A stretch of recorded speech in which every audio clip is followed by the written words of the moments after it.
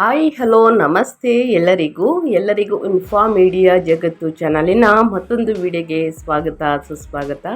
ಸ್ನೇಹಿತರೆ, ಇವತ್ತಿನ ಒಂದು ವಿಡಿಯೋದಲ್ಲಿ 16ನೇ ತಾರೀಕು ಅಂದರೆ ಮೇ 16ನೇ ತಾರೀಕು 2026ನೇ ವರ್ಷದಲ್ಲಿ ಮೇ 16ನೇ ತಾರೀಕು ಶನಿ ಅಮಾವಾಸ್ಯೆ ಇದೆ. ಶನಿ ಜಯಂತಿ ಎಂದೇ ಶನಿ ಅಮಾವಾಸ್ಯೆ. ಈ ಭಯಂಕರ ಅಮಾವಾಸ್ಯೆಯ ದಿನದಿಂದ ಏನೆಲ್ಲ ಅದೃಷ್ಟದ ಫಲಗಳನ್ನು ಗಳಿಸಲಿದ್ದೀರಿ, ಯಾವುದರ ಬಗ್ಗೆ ಮುಂದಿನ ದಿನಗಳಲ್ಲಿ ಎಚ್ಚರಿಕೆ ವಹಿಸಬೇಕು, ಮಕರ ರಾಶಿಯವರನ್ನ ಕಂಪ್ಲೀಟಾಗಿ ಇದೇ ವಿಡಿಯೋದಲ್ಲಿ ತಿಳಿಸ್ಕೊಡ್ತಾ ಹೋಗ್ತೀನಿ. ಇದನ್ನೆಲ್ಲ ತಿಳ್ಕೋಬೇಕು. ಮಕರ ರಾಶಿಯವರು ಪರಿಹಾರಗಳನ್ನು ಮಾಡಬೇಕು ಅಂದರೆ ಎಲ್ಲೂ ಕೂಡ ವಿಡಿಯೋನ ಸ್ಕಿಪ್ ಮಾಡಬಾರ್ದು. ಅಂದರೆ ವಿಡಿಯೋನ ಕಟ್ ಮಾಡಿ ಓಡಿಸ್ಕೊಂಡು ಹೋಗಿ ನೋಡ್ತೀರಾ, ಇದು ಫುಲ್ ಇನ್ಫಾರ್ಮೇಷನ್ ಅರ್ಥ ಆಗಲ್ಲ. ಸೊ ಹಾಗಾಗಿ ಎಲ್ಲ ವಿಡಿಯೋದಲ್ಲೂ ತಿಳಿಸ್ತಾ ಇರ್ತೀನಿ. ಮೊದಲಿಂದ ಕೊನೆ ತನಕ ವಿಡಿಯೋನ ವಾಚ್ ಮಾಡಿ. ವಿಡಿಯೋದಲ್ಲಿ ಒಳ್ಳೆ ಮಾಹಿತಿ ಸಿಕ್ಕಿದ್ದಲ್ಲಿ ತಪ್ಪದೆ ವಿಡಿಯೋಗೊಂದು ಲೈಕ್ ಕೊಟ್ಟು, ಇನ್ನೂ ನನ್ನ ಚಾನಲ್ನ ಸಬ್ಸ್ಕ್ರೈಬ್ ಮಾಡ್ಕೊಳ್ದೇ ನೋಡ್ತಿದ್ರೆ ಇನ್ಫಾರ್ಮೇಟಿಗೆ ಸಬ್ಸ್ಕ್ರೈಬ್ ಆಗಿ ನಿಮ್ಮ ಅಭಿಪ್ರಾಯಗಳನ್ನು ಕಮೆಂಟ್ ಬಾಕ್ಸಲ್ಲಿ ತಿಳಿಸಿ. ಓಂ ನಮ ಶನೀಶ್ವರಾಯ ನಮಃ, ಓಂ ಶಾಂ ಶನೀಶ್ವರಾಯ ನಮಃ ಅಂತ ಕಮೆಂಟ್ ಮಾಡಿ. ಶನಿ ದೇವರ ಅನುಗ್ರಹದಿಂದ ನಿಮ್ಮ ಜೀವನದಲ್ಲಿರುವಂತಹ ಸಕಲ ಸಮಸ್ಯೆಗಳೆಲ್ಲವೂ ಕೂಡ ನಿವಾರಣೆಯಾಗಿ ಸಾಕಷ್ಟು ಅದೃಷ್ಟದ ಫಲಗಳನ್ನು ಗಳಿಸಲಿ ಅಂತ ಕೇಳ್ಕೊತಾ ಮಕರ ರಾಶಿಯವರಿಗೆ ವಿಡಿಯೋದ ಕಡೆ ಗಮನ ಕೊಟ್ಬಿಡೋಣ. ಸ್ನೇಹಿತರೆ, ಮೊದಲನೇದಾಗಿ ಶನಿವಾರದಂದು ಬರುವಂತಹ ಅಮಾವಾಸ್ಯೆಯನ್ನು ಶನಿ ಅಮಾವಾಸ್ಯೆ ಎಂದು ಕರೆಯಲಾಗುತ್ತದೆ. ಇದರ ಮಹತ್ವವನ್ನು, ಪೂಜೆ ವಿಧಾನವನ್ನು ಮತ್ತು ದಾನ ಧರ್ಮವನ್ನು ಯಾವ ರೀತಿ ಮಾಡಬೇಕು, ಏನೆಲ್ಲ ಪರಿಹಾರಗಳನ್ನು ಮಾಡಿದರೆ ಸಮಸ್ಯೆಗಳು ನಿವಾರಣೆಯಾಗಲಿದೆ ಅನ್ನೋದನ್ನ ಮೊದಲನೇದಾಗಿ ತಿಳಿಸ್ಕೊಡ್ತೀನಿ. ಆನಂತರ ಮಕರ ರಾಶಿಯವರಿಗೆ ಇಂದಿನಿಂದ ವ್ಯಾಪಾರ ವ್ಯವಹಾರದಲ್ಲಿ, ಹಣಕಾಸಿನಲ್ಲಿ, ವೃತ್ತಿ ಜೀವನದಲ್ಲಿ, ಉದ್ಯೋಗದಲ್ಲಿ, ನಿಮ್ಮ ಆರೋಗ್ಯದಲ್ಲಿ ಏನೆಲ್ಲ ಬದಲಾವಣೆಗಳು ಕಂಡು ಬರಲಿದೆಯಾ, ಮದುವೆ ಯೋಗ ಇದೆಯಾ, ಏನೆಲ್ಲ ಖರೀದಿ ಮಾಡುವಂತಹ ಯೋಗ ಇದೆ, ಸಂತಾನ ಭಾಗ್ಯ ಇದೆ ಅನ್ನೋದನ್ನ ಒಟ್ಟಾರೆಯಾಗಿ ತಿಳಿಸ್ಕೊಟ್ಟು, ಆನಂತರ ನಿಮಗೆ ಬಿಡುವಿದ್ದಾಗ ಯಾವ ದಿನದಂದು ಪರಿಹಾರವನ್ನು ಮಾಡಬೇಕು, ಈ ಅಮಾವಾಸ್ಯೆ ಮುಗಿದ ನಂತರನೂ ಕೂಡ ಪರಿಹಾರವನ್ನು ಮಾಡಬಹುದು, ಯಾವಾಗ ಮಾಡಬೇಕು ಅನ್ನೋದನ್ನ ಕಂಪ್ಲೀಟಾಗಿ ಇದೇ ವಿಡಿಯೋದಲ್ಲಿ ತಿಳಿಸ್ಕೊಡ್ತಾ ಹೋಗ್ತೀನಿ. ಸೊ ಹಾಗಾಗಿ ಮೊದಲಿಂದ ಕೊನೆ ತನಕ ವಿಡಿಯೋನ ವಾಚ್ ಮಾಡಿ. ವಿಡಿಯೋದಲ್ಲಿ ಒಳ್ಳೆ ಮಾಹಿತಿ ಸಿಕ್ಕಿದೆ, ಯೂಸ್ಫುಲ್ ಅನಿಸಿದರೆ ದಯವಿಟ್ಟು ವಿಡಿಯೋಗೆ ಲೈಕ್ ಮಾಡೋದನ್ನ ಮರೆತಿದ್ದೀರಾ, ಲೈಕ್ ಮಾಡಿ. ಇನ್ನೂ ಸಬ್ಸ್ಕ್ರೈಬ್ ಆಗಿಲ್ಲ ಅಂದರೆ ಇನ್ಫಾರ್ಮೇಟಿಗೆ ಸಬ್ಸ್ಕ್ರೈಬ್ ಆಗಿ. ನಿಮ್ಮ ಅಭಿಪ್ರಾಯವನ್ನು ಏನಾದರೂ ತಿಳಿಸ್ಬೇಕು ಅಂದರೆ ದಯವಿಟ್ಟು ಕಮೆಂಟ್ ಬಾಕ್ಸಲ್ಲಿ ತಿಳಿಸಿ. ಈ ಅದೃಷ್ಟ ರಾಶಿ ನಿಮ್ಮ ಕುಟುಂಬದಲ್ಲಿ, ನಿಮ್ಮ ಸ್ನೇಹಿತರಲ್ಲಿ, ನಿಮ್ಮ ಹಿತೈಷಿಗಳು ಯಾರೇ ಆಗಿದ್ದರೂ ಕೂಡ ಅವ್ರಿಗೆ ವಿಡಿಯೋವನ್ನು ಶೇರ್ ಮಾಡಿ. ನಿಮ್ಮ ಕಡೆಯಿಂದ ಅದೃಷ್ಟದ ಭವಿಷ್ಯವನ್ನು ಅವರು ಕೂಡ ತಿಳ್ಕೊಂಡಂಗಾಗುತ್ತೆ. ಓಕೆ, ತಡ ಮಾಡೋದು ಬೇಡ, ವಿಡಿಯೋದ ಕಡೆ ಗಮನ ಕೊಟ್ಬಿಡೋಣ. ಶನಿವಾರದಂದು ಬರುವಂತಹ ಅಮಾವಾಸ್ಯೆಯನ್ನು ಶನಿ ಅಮಾವಾಸ್ಯೆ ಎಂದು ಕರೆಯಲಾಗುತ್ತದೆ. ಇದು ಶನಿದೇವನನ್ನು ಪೂಜಿಸಲು, ಶನಿ ದೋಷ, 7ನೇ ಶನಿ, ಅಷ್ಟಮ ಶನಿ ನಿವಾರಣೆಗೆ ಮತ್ತು ಪಿತೃದೋಷ ಪರಿಹಾರಕ್ಕೆ ಅತ್ಯಂತ ಪವಿತ್ರವಾದಂತಹ ದಿನವಾಗಿದೆ. ಮೇ 16, 2026ರಂದು ಜ್ಯೇಷ್ಠ ಮಾಸದ ಅಮಾವಾಸ್ಯೆ ಎಂದು ಅಪರೂಪದ ಶನಿ ಜಯಂತಿ ಸಂಯೋಜನೆ ಬಂದಿದೆ ಅಂತಲೇ ಹೇಳಬಹುದು. ಇನ್ನು ಶನಿ ಅಮಾವಾಸ್ಯೆಯ ಮುಖ್ಯ ಮಹತ್ವಗಳನ್ನು ತಿಳಿಸ್ಕೊಡೋದಾದರೆ, ಮೊದಲನೇದಾಗಿ ಶನಿ ದೋಷ ನಿವಾರಣೆ ಅಂದರೆ ಈ ದಿನ ಶನೇಶ್ವರನಿಗೆ ವಿಶೇಷ ಪೂಜೆಯನ್ನು ಮಾಡಿಸಿದರೆ, ತೈಲಾಭಿಷೇಕವನ್ನು ಮಾಡುವುದರಿಂದ ಶನಿ ದೋಷದ ತೀವ್ರತೆ ಕಡಿಮೆಯಾಗುತ್ತದೆ. ಇನ್ನು ಈ ದಿನ ಪಿತೃತರ್ಪಣವನ್ನು ನೀಡಬಹುದು, ಅಂದರೆ ಖಂಡಿತವಾಗಿಯೂ ಪಿತೃತರ್ಪಣವನ್ನು ನೀಡಬಹುದು. ಅಮಾವಾಸ್ಯೆಯಾಗಿರುವುದರಿಂದ ಈ ದಿನ ಪಿತೃಗಳಿಗೆ ತರ್ಪಣ ನೀಡುವುದರಿಂದ ಪಿತೃದೋಷ ನಿವಾರಣೆಯಾಗಿ ಪೂರ್ವಜರ ಆಶೀರ್ವಾದ ಲಭಿಸುತ್ತದೆ. ಇನ್ನು ದಾನದ ಮಹತ್ವ, ಶನಿ ಅಮಾವಾಸ್ಯೆಯಂದು ಕಪ್ಪು ಎಳ್ಳು, ಕಬ್ಬಿಣ, ಸಾಸಿವೆ, ಎಣ್ಣೆ, ಕಪ್ಪು ಬಟ್ಟೆ, ಚರ್ಮದ ವಸ್ತುಗಳನ್ನು ದಾನ ಮಾಡುವುದರಿಂದ ಅತ್ಯಂತ ಶುಭವಾಗಿರುತ್ತದೆ. ಇನ್ನು ಬೀದಿ ಬದಿಯಲ್ಲಿ ಸ್ನೇಹಿತರೆ, ಅಸಹಾಯಕರು, ನಿರಿಗಿರ್ತಕ್ಕರು, ಬಡವರು ಮಲಗಿರ್ತಾರೆ, ಅಂಥವರಿಗೆ ಕಂಬಳಿ ಅಂದರೆ ಒದ್ಕೊಳ್ಳುವುದಕ್ಕೆ ಕಂಬಳಿಯನ್ನು ಮತ್ತು ಅನ್ನದಾನ ಆಹಾರವನ್ನು ಮಾಡುವುದರಿಂದ, ಆಹಾರವನ್ನು ನೀಡುವುದರಿಂದ, ಬಟ್ಟೆ ದಾನವನ್ನು ಮಾಡುವುದರಿಂದ ಸ್ನೇಹಿತರೆ ನಿಮ್ಮ ಸಮಸ್ಯೆಗಳು ನಿಮಗೆ ಗೊತ್ತಿಲ್ಲದ ರೀತಿಯಲ್ಲಿ ನಿವಾರಣೆಯಾಗುತ್ತಾ ಬರುತ್ತದೆ. ಇನ್ನು ದೈವಿಕ ಕೃಪೆ ಅಂದರೆ ಭಯ, ಕೋಪ ಕಡಿಮೆಯಾಗಿ ಜೀವನದಲ್ಲಿ ಸುಖ, ಸಮೃದ್ಧಿ, ಅದೃಷ್ಟ ಲಭಿಸುತ್ತದೆ ಅಂತಲೇ ಹೇಳಬಹುದು. ಸೊ ಒಟ್ಟಾರೆಯಾಗಿ ಇದು ಶನಿಯ ಮಹತ್ವ ಸ್ನೇಹಿತರೆ. ಶನಿ ಅಮಾವಾಸ್ಯೆ ದಿನ ನೀವೆಲ್ಲ ಪರಿಹಾರವನ್ನು ಮಾಡಿದರೆ ಇಷ್ಟೆಲ್ಲ ಮಹತ್ವ ಸಿಗಲಿದೆ. ಏನು ಮಾಡಬೇಕು, ಏನು ಮಾಡಬಾರ್ದು ಅನ್ನೋದು ಕೂಡ ತಿಳಿಸ್ಕೊಟ್ಬಿಡ್ತೀನಿ. ಬೆಳಿಗ್ಗೆ ಬೇಗ ಎದ್ದು ಪವಿತ್ರ ನದಿಯಲ್ಲಿ ಸ್ನಾನ ಮಾಡಿ ಅಥವಾ ನೀರಿಗೆ ಸ್ವಲ್ಪ ಎಳ್ಳು ಹಾಕಿ ಸ್ನಾನವನ್ನು ಮಾಡುವುದು ಉತ್ತಮ. ಇನ್ನು ಶನಿ ದೇವಸ್ಥಾನಕ್ಕೆ ಭೇಟಿ ನೀಡಿ ಎಳ್ಳೆಣ್ಣೆ, ಸಾಸಿವೆ ಎಣ್ಣೆಯನ್ನು ಅರ್ಪಿಸಿ, ಶನಿ ಚಾಲಿಸ ಅಥವಾ ಶನಿ ಮಂತ್ರಗಳನ್ನು ಪಠಿಸಿ, ಹನುಮಾನ್ ಚಾಲಿಸವನ್ನು ಕೂಡ ಪಠಿಸಬಹುದು. ಈ ದಿನದಂದು ಅಶುಭ ಕೆಲಸಗಳನ್ನು ಮಾಡದೆ ದಾನ ಧರ್ಮವನ್ನು ಮಾಡುವುದರಿಂದ ಶನಿದೇವನ ಪ್ರೀತಿ ಪಾತ್ರರಾಗಬಹುದು ಅಂತಲೇ ಹೇಳಬಹುದು. ಒಟ್ಟಾರೆಯಾಗಿ ಶನಿ ಅಮಾವಾಸ್ಯೆಯ ದಿನ ಮಕರ ರಾಶಿಯವರು ಏನೆಲ್ಲ ಮಾಡಬೇಕು ಅನ್ನೋದನ್ನ ಕಂಪ್ಲೀಟಾಗಿ ತಿಳಿಸ್ಕೊಟ್ಟಿದ್ದೀನಿ. ಸ್ನೇಹಿತರೆ, ಈ ವಿಡಿಯೋದಲ್ಲಿ ಒಳ್ಳೆಯ ಮಾಹಿತಿ ಸಿಕ್ಕಿದ್ರೆ ಮಾತ್ರ ನೀವು ವಿಡಿಯೋಗೆ ಲೈಕ್ ಮಾಡಿ. ಇನ್ನು ಮೊದಲನೇದಾಗಿ ಹೇಳೋದಾದರೆ ಮಕರ ರಾಶಿಯವರಿಗೆ ಈ ತಿಂಗಳಲ್ಲಿ ಅಂದರೆ ಮಾಸಿಕ ಭವಿಷ್ಯ ಮೇ 2026 16ನೇ ತಾರೀಕಿಂದ ಅಮಾವಾಸ್ಯೆ ದಿನದಿಂದ ಏನೆಲ್ಲ ಬದಲಾವಣೆಗಳು ಕಂಡು ಬರಲಿದೆ ಅನ್ನೋದಾದರೆ, ಮೊದಲನೇದಾಗಿ ಪ್ರಮುಖ ಮುಖ್ಯಾಂಶಗಳನ್ನು ತಿಳಿಸ್ಕೊಟ್ಬಿಡ್ತೀನಿ. ಒಂದನೇದಾಗಿ ಆಸ್ತಿ ವಾಹನ ಲಾಭಗಳು ಅಂತಲೇ ಹೇಳ್ಬೋದು. ಮೇ 16ರಿಂದ ಚತುರ್ಥಾಧಿಪತಿಯಾದ ಕುಜನು ತನ್ನ ಸ್ವಕ್ಷೇತ್ರವಾದಂತಹ ಮೇಷರಾಶಿಯಲ್ಲಿ 4ನೇ ಮನೆಗೆ ಪ್ರವೇಶಿಸುವುದರಿಂದ ರಿಯಲ್ ಎಸ್ಟೇಟ್ ವ್ಯವಹಾರಗಳು, ನೂತನ ಗೃಹ ಅಥವಾ ವಾಹನ ಖರೀದಿಗೆ ಅನುಕೂಲಕರ ಸಮಯ ಅಂತಲೇ ಹೇಳಬಹುದು ಮಕರ ರಾಶಿಯವರಿಗೆ. ಇನ್ನು ಎರಡನೇದಾಗಿ ಉದ್ಯೋಗದಲ್ಲಿ ಕೆಲಸದ ಒತ್ತಡ. ಮೇ 14ರಿಂದನೇ ಯೋಗಕಾರಕನಾದ ಶುಕ್ರನು 6ನೇ ಮನೆಯಲ್ಲಿ ಅಂದರೆ ಸೇವಾಸ್ಥಾನ ಸಂಚರಿಸುವುದರಿಂದ ಕಚೇರಿಯಲ್ಲಿ ಜವಾಬ್ದಾರಿಗಳು ಹೆಚ್ಚಾಗುತ್ತವೆ. ಇನ್ನು ಪ್ರತಿಸ್ಪರ್ಧಿಗಳನ್ನು ಸಮರ್ಥವಾಗಿ ಎದುರಿಸುತ್ತೀರಿ. ಇನ್ನು ಮೂರನೇದಾಗಿ ಕುಟುಂಬದಲ್ಲಿ ಸಂಯಮ. ಅಂದರೆ 4ನೇ ಮನೆಯಲ್ಲಿ ಕುಜನ ಉಗ್ರ ರೂಪ ಅಂದರೆ 2ನೇ ಮನೆಯಲ್ಲಿ ರಾಹುವಿನ ಸಂಚಾರದಿಂದಾಗಿ ಮಾತುಗಳಲ್ಲಿ ಕಠಿಣ್ಯ, ಕುಟುಂಬ ಸದಸ್ಯರೊಂದಿಗೆ ಮುಖ್ಯವಾಗಿ ತಾಯಿಯೊಂದಿಗೆ ಸಣ್ಣ ಪುಟ್ಟ ವಾದ ವಿವಾದಗಳು ಬರುತ್ತವೆ. ಕೋಪವನ್ನು ಅಂಕಿಯಲ್ಲಿಟ್ಕೊಳ್ಬೇಕು ಸ್ನೇಹಿತರೆ. ಇದು ಪ್ರಮುಖ ಮುಖ್ಯಾಂಶಗಳು ಅಂತಲೇ ಹೇಳ್ಬೋದು ಮಕರ ರಾಶಿಯವರಿಗೆ. ಇನ್ನು ಮಕರ ರಾಶಿಯವರಿಗೆ ಮೇ 2026 ಮಾಸವು ವೈಯಕ್ತಿಕ ಮತ್ತು ವೃತ್ತಿ ಜೀವನದಲ್ಲಿ ಪ್ರಮುಖ ಬದಲಾವಣೆಗಳನ್ನು ತರಲಿದೆ. ನಿಮ್ಮ ಲಗ್ನಾಧಿಪತಿಯಾದ ಶನಿ 3ನೇ ಮನೆಯಲ್ಲಿ ಬಲವಾಗಿದ್ದು ನಿಮ್ಮಲ್ಲಿ ಅಪಾರ ಧೈರ್ಯವನ್ನು ತುಂಬುತ್ತಿದ್ದಾನೆ. ಮೇ 15ರಂದು ಕುಜನು 4ನೇ ಮನೆಯಲ್ಲಿ ಸುಖದ ಸ್ಥಾನದಲ್ಲಿ ಸ್ವಕ್ಷೇತ್ರವನ್ನು ಹೊಂದುವುದು ನಿಮ್ಮ ಆಸ್ತಿಗಳ ಮೌಲ್ಯವನ್ನು ಹೆಚ್ಚಿಸುತ್ತದೆ. ಆದರೆ ಮೇ 16ರಂದು ಯೋಗಕಾರಕನಾದ ಶುಕ್ರನು 6ನೇ ಮನೆಗೆ ಮತ್ತು ಮೇ 15ರಂದು ಸೂರ್ಯ ಬುಧರು 5ನೇ ಮನೆಗೆ ಪ್ರವೇಶಿಸುವುದರಿಂದ ಸೃಜನಶೀಲತೆ, ವಿದ್ಯಾ ಸಂಬಂಧಿತ ವಿಷಯಗಳಲ್ಲಿ ಅನುಕೂಲತೆ ಹೆಚ್ಚಿದ್ದರೂ ಆರೋಗ್ಯ ಮತ್ತು ಕೌಟುಂಬಿಕ ವಿಷಯಗಳಲ್ಲಿ ಸ್ವಲ್ಪ ಎಚ್ಚರಿಕೆ ಅಗತ್ಯ. ಸ್ನೇಹಿತರೆ, ಏನೆಲ್ಲ ಬದಲಾವಣೆಯನ್ನು ನೋಡಲಿದ್ದೀರಿ ಅಂತ ಒಟ್ಟಾರೆಯಾಗಿ ತಿಳಿಸ್ಕೊಟ್ಟಿದ್ದೀನಿ. ಇನ್ನು ಪ್ರಮುಖ ಗ್ರಹಗಳ ಸಂಚಾರ, ಅದರ ಪ್ರಭಾವ ಹೇಗಿರಲಿದೆ ಅನ್ನೋದನ್ನ ತಿಳಿಸ್ಕೊಡ್ತಾ ಹೋಗ್ತೀನಿ ಮಕರ ರಾಶಿಯವರಿಗೆ. ಮೊದಲನೇದಾಗಿ ಕುಜ 4 ಮತ್ತು 11ನೇ ಅಧಿಪತಿಯಾಗಿರುವ ಕುಜ 4ನೇ ಮನೆಯಲ್ಲಿ ಸ್ವಕ್ಷೇತ್ರದಲ್ಲಿ ಸ್ನೇಹಿತರೆ ಸಂಚರಿಸಲಿದೆ. ಇದರ ಪ್ರಭಾವ ಯಾವ ರೀತಿ ಇರಲಿದೆ ಅಂದರೆ, ಚತುರ್ಥ ಕುಜ ಸ್ತ್ರೀ ಆಸ್ತಿ ವ್ಯವಹಾರಗಳು, ವಾಹನ ಯೋಗ. ಆದರೆ ತಾಯಿಗೆ ಉಷ್ಣ ಸಂಬಂಧಿತ ತೊಂದರೆಗಳು ಬರಬಹುದು ಸ್ನೇಹಿತರೆ. ಇನ್ನು ಮೇಯ್ನ್ ಆಗಿ ಶನಿ 1 ಮತ್ತು 2ನೇ ಅಧಿಪತಿಯಾಗಿರುವಂತಹ ಲಗ್ನಾಧಿಪತಿಯಾಗಿರುವಂತಹ ಶನಿ 3ನೇ ಮನೆಯಲ್ಲಿ ಮೀನದಲ್ಲಿ ಯಥಾಸ್ಥಿತಿಯಲ್ಲಿ ಸಂಚರಿಸುತ್ತದೆ. ಪರಾಕ್ರಮ, ಧೈರ್ಯ, ಸ್ವಯಂ ಕೃಷಿಯಿಂದ ಲಾಭಗಳು, ಸಹೋದರರೊಂದಿಗೆ ವ್ಯವಹಾರಗಳು ಅಂತಲೇ ಹೇಳ್ಬೋದು. ಶನಿಯ ಪ್ರಭಾವದಿಂದ ಏನೆಲ್ಲ ಅದೃಷ್ಟದ ಫಲಗಳನ್ನು ಗಳಿಸಲಿದ್ದೀರಿ ಅಂತ ತಿಳಿಸ್ಕೊಟ್ಟಿದ್ದೀನಿ. ಇನ್ನು ಎರಡನೇದಾಗಿ ಗುರು 3 ಮತ್ತು 12ನೇ ಅಧಿಪತಿಯಾಗಿರುವಂತಹ ಗುರು 6ನೇ ಮನೆಯಲ್ಲಿ ಮಿಥುನದಲ್ಲಿ ಸಂಚರಿಸುತ್ತದೆ. ಆರೋಗ್ಯದ ಬಗ್ಗೆ ಎಚ್ಚರಿಕೆ, ಜೀರ್ಣಕ್ರಿಯೆ ಸಮಸ್ಯೆ, ಯಕೃತ ವ್ಯವಸ್ಥೆ, ಖರ್ಚುಗಳು, ಸ್ಪರ್ಧಾತ್ಮಕ ವಾತಾವರಣ ಅಂತಲೇ ಹೇಳಬಹುದು.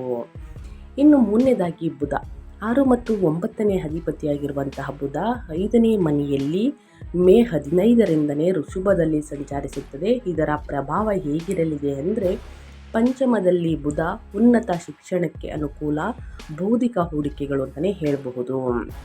ಇನ್ನು ಅದೇ ರೀತಿ ಸೂರ್ಯ 8ನೇ ಅಧಿಪತಿಯಾಗಿರುವ ಸೂರ್ಯ 4ನೇ ಮನೆಯಿಂದ 5ನೇ ಮನೆಗೆ ಸ್ಥಳಾಂತರಗೊಂಡು ಸಂಚರಿಸುತ್ತದೆ.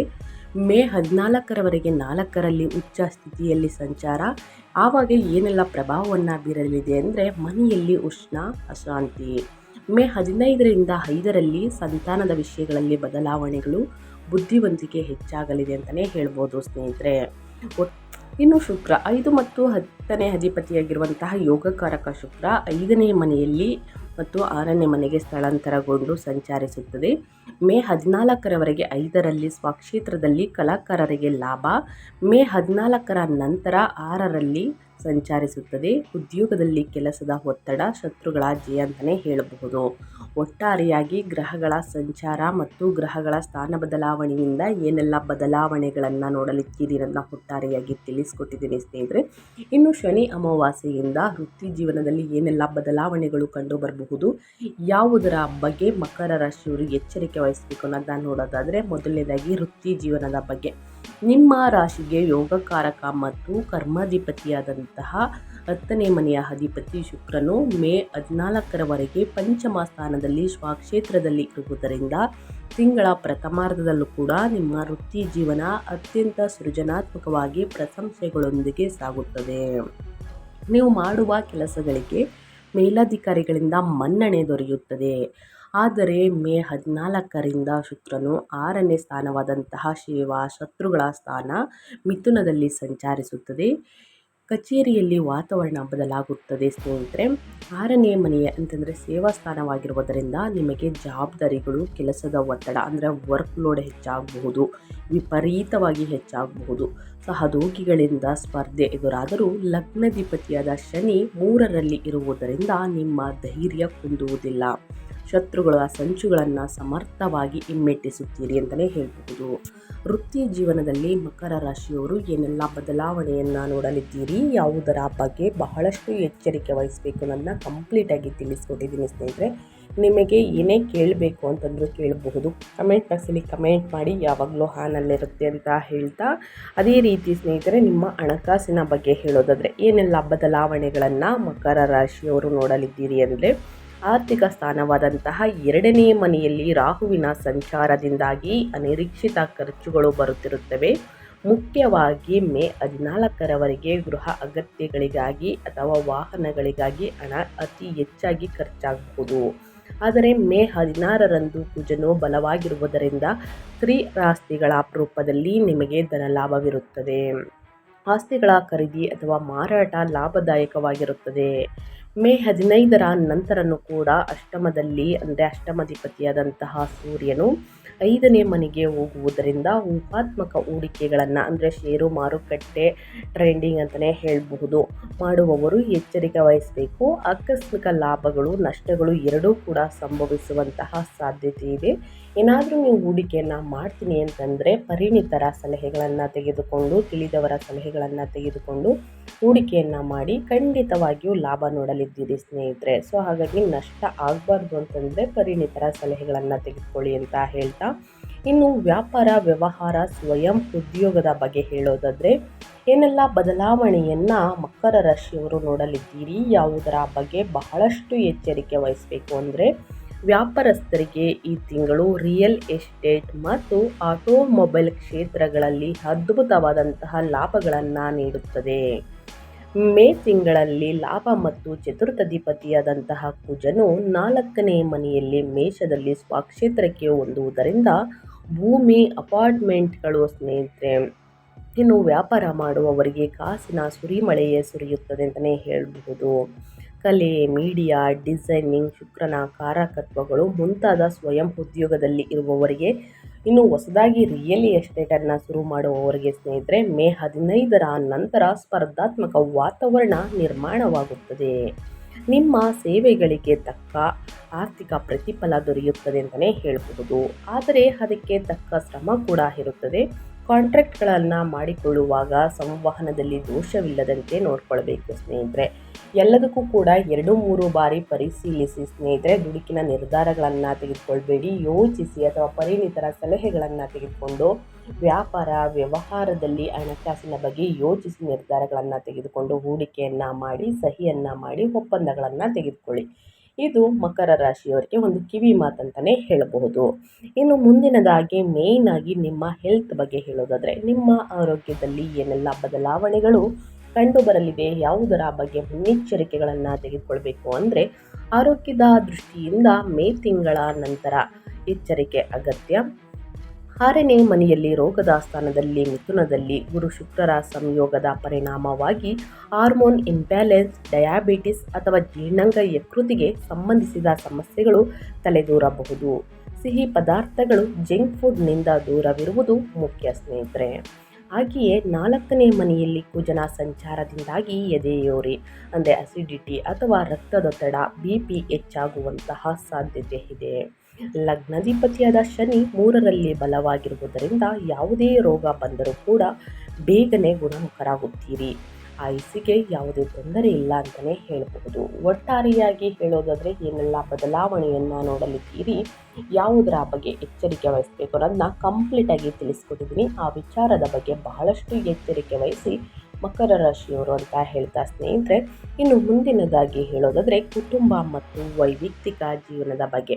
ನಿಮ್ಮ ಸಂಬಂಧದಲ್ಲಿ ಏನೆಲ್ಲ ಬದಲಾವಣೆಗಳು ಕಂಡು ಬರಲಿದೆ, ಯಾವುದರ ಬಗ್ಗೆ ಬಹಳಷ್ಟು ಎಚ್ಚರಿಕೆ ವಹಿಸಬೇಕು ಅನ್ನೋದನ್ನ ನೋಡೋದಾದರೆ, ಗೃಹ ಸ್ಥಾನವಾದಂತಹ 4ನೇ ಮನೆಯಲ್ಲಿ ಮೇಷರಾಶಿಯಲ್ಲಿ ಕುಜನು ಮತ್ತು ಮೇ 15ರವರೆಗೆ ಹುಚ್ಚ ಸೂರ್ಯನ ಪ್ರಭಾವದಿಂದಾಗಿ ಮನೆಯ ವಾತಾವರಣ ಸ್ವಲ್ಪ ಬಿಸಿಯಾಗಿರುತ್ತದೆ. ಅಹಂಕಾರದ ವಾದ ವಿವಾದಗಳು, ಮುಖ್ಯವಾಗಿ ತಾಯಿಯೊಂದಿಗೆ ಅಥವಾ ಕುಟುಂಬದ ಹಿರಿಯರೊಂದಿಗೆ ಭಿನ್ನಾಭಿಪ್ರಾಯಗಳು ಬರುವಂತಹ ಸಾಧ್ಯತೆ ಇದೆ. ಅವರ ಆರೋಗ್ಯಕ್ಕಾಗಿ ವೈದ್ಯಕೀಯ ಖರ್ಚುಗಳು ಕೂಡ ಬರಬಹುದು. 2ನೇ ಮನೆಯಲ್ಲಿ ರಾಹು ಇರುವುದರಿಂದ ನಿಮ್ಮ ಮಾತು ಕಠಿಣವಾಗದಂತೆ ಎಚ್ಚರಿಕೆ ವಹಿಸಿ. ಮೇ ತಿಂಗಳ ನಂತರ ಅಥವಾ ಮೇ ದ್ವಿತೀಯಾರ್ಧದ ನಂತರ ಸೂರ್ಯನು 5ನೇ ಮನೆಗೆ ಸಂತಾನ ಸ್ಥಾನಕ್ಕೆ ಪ್ರವೇಶಿಸುವುದರಿಂದ ಮಕ್ಕಳು ಓದು ಭವಿಷ್ಯದ ಬಗ್ಗೆ ಪ್ರಮುಖ ನಿರ್ಧಾರಗಳನ್ನು ತೆಗೆದುಕೊಳ್ಳುತ್ತೀರಿ. ಅವರ ಬೆಳವಣಿಗೆಯತ್ತ ಗಮನ ಹರಿಸುತ್ತೀರಿ ಅಂತಲೇ ಹೇಳಬಹುದು. ಒಟ್ಟಾರೆಯಾಗಿ ಸ್ನೇಹಿತರೆ, ಕುಟುಂಬದಲ್ಲಿ ಏನೆಲ್ಲ ಬದಲಾವಣೆಗಳು ಕಂಡು ಬರಲಿದೆ, ಯಾವುದರ ಬಗ್ಗೆ ಎಚ್ಚರಿಕೆ ವಹಿಸಬೇಕು ಅನ್ನೋದನ್ನ ತಿಳಿಸ್ಕೊಟ್ಟಿದ್ದೀನಿ. ಮಕ್ಕಳ ಭವಿಷ್ಯದ ಬಗ್ಗೆ ಸ್ವಲ್ಪ ಒಳ್ಳೆಯ ನಿರ್ಧಾರಗಳನ್ನು ಯೋಚಿಸಿ ತೆಗೆದುಕೊಳ್ಳಿ. ಇನ್ನು ಸಂತಾನ ಬಗ್ಗೆ ಕೂಡ ಇದೆ, ಮದುವೆ ಯೋಗ ಕೂಡ ಇದೆ ಮಕರ ರಾಶಿಯವರಿಗೆ ಅಂತ ಹೇಳ್ತಾ, ಇನ್ನು ಮುಂದಿನದಾಗಿ ಮಕರ ರಾಶಿಯ ವಿದ್ಯಾರ್ಥಿಗಳಿಗೆ ತಿಳ್ಕೊಳ್ಳಿ. ಮಕರ ರಾಶಿಯವರ ಮಕ್ಕಳಿಗೆ ನಾನು ತಿಳಿಸ್ಕೊಡ್ತಿಲ್ಲ, ಮಕರ ರಾಶಿಯವರ ವಿದ್ಯಾರ್ಥಿಗಳಿಗೆ ಕನ್ಫ್ಯೂಸ್ ಆಗಬೇಡಿ. ಮಕರ ರಾಶಿಯ ವಿದ್ಯಾರ್ಥಿಗಳು ಏನೆಲ್ಲ ಫಲಿತಾಂಶವನ್ನು ನೋಡಲಿದ್ದೀರಿ, ಯಾವುದರ ಬಗ್ಗೆ ಎಚ್ಚರಿಕೆ ವಹಿಸಬೇಕು ಅನ್ನೋದನ್ನ ಕಂಪ್ಲೀಟಾಗಿ ತಿಳಿಸ್ಕೊಡ್ತೀನಿ ಸ್ನೇಹಿತರೆ. ಶಿಕ್ಷಣದ ಬಗ್ಗೆ ಹೇಳೋದಾದರೆ, ವಿದ್ಯಾಭ್ಯಾಸದ ಬಗ್ಗೆ ಹೇಳೋದಾದರೆ, ಮೇ 16ರ ನಂತರ ವಿದ್ಯಾಸ್ಥಾನವಾದಂತಹ 5ನೇ ಮನೆಯಲ್ಲಿ ಸೂರ್ಯ ಮತ್ತು ಭಾಗ್ಯಾಧಿಪತಿ ಬುಧ ಸೇರುವುದು ಬುಧ ನಿತ್ಯ ಯೋಗ, ಇನ್ನು ಸರ್ವಾರ್ಥ ಸಿದ್ಧಿ ಯೋಗ ವಿದ್ಯಾರ್ಥಿಗಳಿಗೆ ವಿಶೇಷವಾದ ಶುಭ ಫಲಿತಾಂಶಗಳನ್ನು ನೀಡುತ್ತದೆ. ನಿಮ್ಮ ಏಕಾಗ್ರತೆ, ಜ್ಞಾಪಕ ಶಕ್ತಿ ಅದ್ಭುತವಾಗಿ ಕೆಲಸ ಮಾಡುತ್ತವೆ. ಉನ್ನತ ಶಿಕ್ಷಣ ಅಥವಾ ರಿಸರ್ಚ್ ಕ್ಷೇತ್ರದಲ್ಲಿರುವವರಿಗೆ ಸ್ಕಾಲರ್ಶಿಪ್ಗಳು, ವಿದೇಶಿ ಅವಕಾಶಗಳು ಲಭಿಸುತ್ತವೆ ಅಂತಲೇ ಹೇಳಬಹುದು. ಲಾಜಿಕ್ ಮತ್ತು ಗಣಿತ ಸಂಬಂಧಿತ ವಿಷಯಗಳಲ್ಲಿ ಉತ್ತಮ ಪ್ರತಿಭೆಯನ್ನು ತೋರುತ್ತೀರಿ. ಇನ್ನು ಮೆಡಿಕಲ್, ಲಾ ಮತ್ತು ಇಂಜಿನಿಯರಿಂಗ್ ಓದುತ್ತಿರುವಂತಹ ವಿದ್ಯಾರ್ಥಿಗಳಿಗೂ ಕೂಡ ಸ್ನೇಹಿತರೆ ಸಾಕಷ್ಟು ಅದೃಷ್ಟದ ಫಲಗಳನ್ನು ಗಳಿಸಲಿದ್ದೀರಿ. ಉತ್ತಮ ಫಲಿತಾಂಶಗಳು ದೊರೆಯಬಹುದು ಅಂತಲೇ ಹೇಳಬಹುದು ಈ ಸಮಯದಲ್ಲಿ. ಇನ್ನು ಅದೇ ರೀತಿ ಸ್ನೇಹಿತರೆ, ಯಾವುದೆಲ್ಲ ಅದೃಷ್ಟವನ್ನು ನೋಡಲಿದ್ದೀರಿ ಮಕರ ರಾಶಿಯವರು, ಯಾವುದರ ಬಗ್ಗೆ ಎಚ್ಚರಿಕೆ ವಹಿಸಬೇಕು ಅನ್ನೋದನ್ನ ಕಂಪ್ಲೀಟಾಗಿ ತಿಳಿಸ್ಕೊಟ್ಟಿದ್ದೀನಿ. ಏನೇ ಡೌಟ್ಸ್ ಇದ್ದರೂ ಕೂಡ ಕಮೆಂಟ್ ಮಾಡಿ. ಇದರ ಜೊತೆಗೆ ಸ್ನೇಹಿತರೆ, ಅಮಾವಾಸ್ಯೆ ದಿನ ಕೂಡ ಈ ಪರಿಹಾರವನ್ನು ಮಾಡಬಹುದು, ಅಥವಾ ಯಾರಿಗೆ ಅಮಾವಾಸ್ಯೆ ದಿನ ಪರಿಹಾರವನ್ನು ಮಾಡೋದಕ್ಕೆ ಆಗಲಿಲ್ಲ, ಎನಿ ಪ್ರಾಬ್ಲಮ್ಗಳು ಇರುತ್ತದೆ ಪ್ರತಿಯೊಬ್ಬರಿಗೂ, ಅದು ಒಂದಲ್ಲ ಒಂದು ರೀತಿಯಲ್ಲಿ ಪ್ರಾಬ್ಲಮ್ ಇದೇ ಇರುತ್ತದೆ. ಸೊ ಹಾಗಾಗಿ ಈ ದಿನಗಳಲ್ಲಿ ನೀವು ಈ ಪರಿಹಾರವನ್ನು ಮಾಡ್ಬೋದು. ಖಂಡಿತವಾಗಿಯೂ ಶಕ್ತಿಶಾಲಿಯಾದಂತಹ ಪರಿಹಾರವನ್ನು ತಿಳಿಸ್ಕೊಡ್ತೀನಿ. ಸರಳ ಪರಿಹಾರ, ಪ್ರತಿಯೊಬ್ಬರೂ ಮನೆಯಲ್ಲೇ ಮಾಡುವಂತಹ ಪರಿಹಾರವನ್ನು ತಿಳಿಸ್ಕೊಡ್ತೀನಿ. ಈ ಪರಿಹಾರವನ್ನು ಪ್ರತಿಯೊಬ್ಬರೂ ಅನುಸರಿಸಬಹುದು.